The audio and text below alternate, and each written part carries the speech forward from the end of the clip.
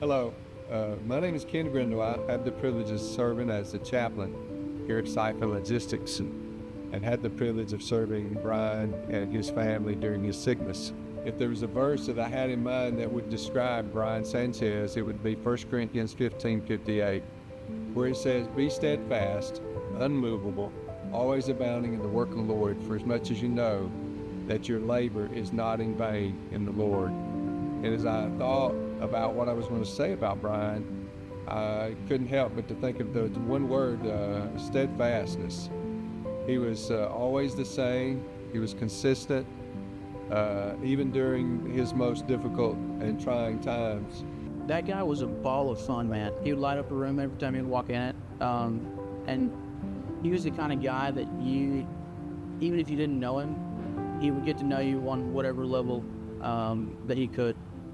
He's quite literally, I know few people in my life like this. He is the definition of "I'll give you the shirt off my back." Cookout was was one of the restaurants that would stay open when everybody would start to get hungry, and so rise to Cookout and back and just hanging out and Ames and greasy food late at night, the tons. If we were sitting here talking, right? If Brian was sitting here with me and we're just talking, we're just having a conversation, and in the conversation you happen to bring up, yeah, I'm working on this, or I'm needing to do this, that, or the other, or I need help with, I need to try and figure this. If he knew how to help you, he's gonna help you. If he didn't know how to help you, he's gonna help you, and he's gonna help. Y'all are gonna figure it out together. Huge family guy. Loved his kids, loved his wife, and I know that the only thing on his mind was just getting the baby. It was there was nothing. The guy was just so family oriented, and his biggest concern was being a dad. His biggest concern was being a good husband. If he wasn't talking about helping somebody, he was talking about just getting the baby. I never heard anything more. If any one of us could make a fraction of that impact in that amount of time, the world would be a lot better. What do you think he would say about us holding this race in his honor? I think he'd look at it and it's too much. He would be grateful, but at the same time, he would say that there's other people that are much more deserving than because he's a really humble guy. And even though he may not have been healed here on planet Earth, I know that he got his healing in heaven, and I'm grateful to know that. I'm grateful that the 5K is going to be in honor of him and Mark Cochran, and I know that God is going to bless the efforts that Siphons is putting forward toward that. Thank you for the opportunity to share a little bit about Brian.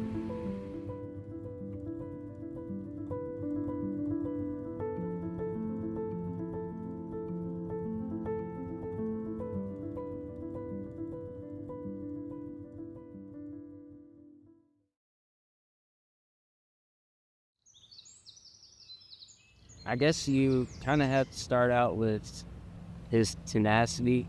I mean, Dad was very passionate about the things that he cared about.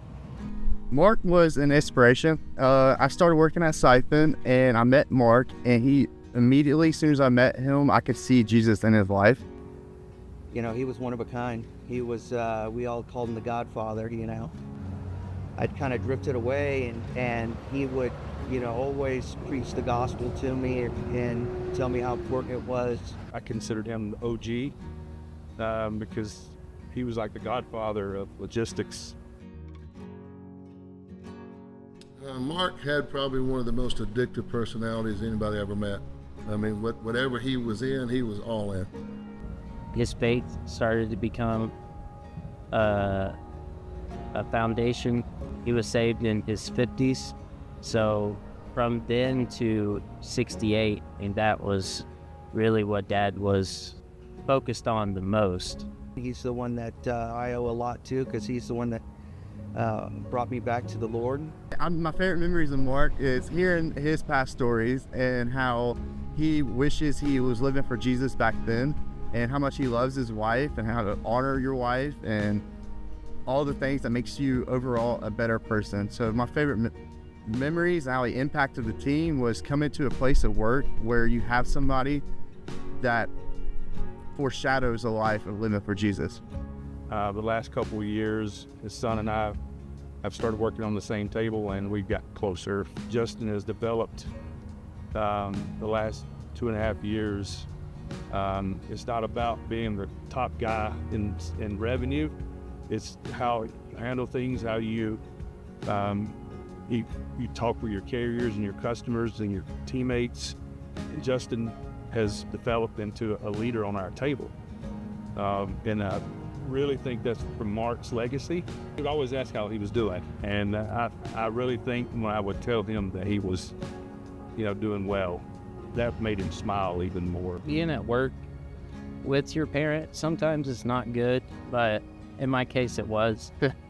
There was always a familiarity when I came here, aside from knowing the siphons on a personal level. I mean, having your dad be there for you and make sure that you're acclimating well. Like, I miss seeing him here. Well, I had the pleasure of, I guess, every day having daily talks with him. And my desk is just right outside the break room. And every day he would come in and get his snacks, his candy, if you will, his Coca-Colas, and all these sweets he loved. And he would just sit there beside me, and we would talk. He never heard nothing. I mean, he heard it, but he didn't hear it. He would sing to customers. He had like Rose Red, Violets Are Blue, I Love Waffles, and whatever, to General Mills, and the lady just cracked up, started giving him freight. He would actually smell the fax. Loads would come across on the fax machine, the ink. He go, smells like money, and he was just that high strung. He should be and was very proud of what he accomplished. He was probably the most proud of his family, his son, his daughter, and his grandbabies. Mark, everything that you did for me, for my family, it was an honor. And again, I'm just grateful for all the love and care that you showed me. What do you think he would think about this race being held in his honor? Oh, he'd be grinning from ear to ear. His chest would grow about 4 inches, and he'd be very happy. Oh, he'd love it. I mean, I'm sure he's looking down and smiling. He always would ask, hey, are the guys still asking about me? And I'm like, of course we are. He'd probably play it off like it wasn't a big deal to him, but I know it would be. Oh yeah, deep down, yeah, he would love it, and especially with Justin speaking over him too. So it means a lot. It means a lot to me that the owners of this place and the people in charge care enough to do this to do this for my dad. And we're not a number here.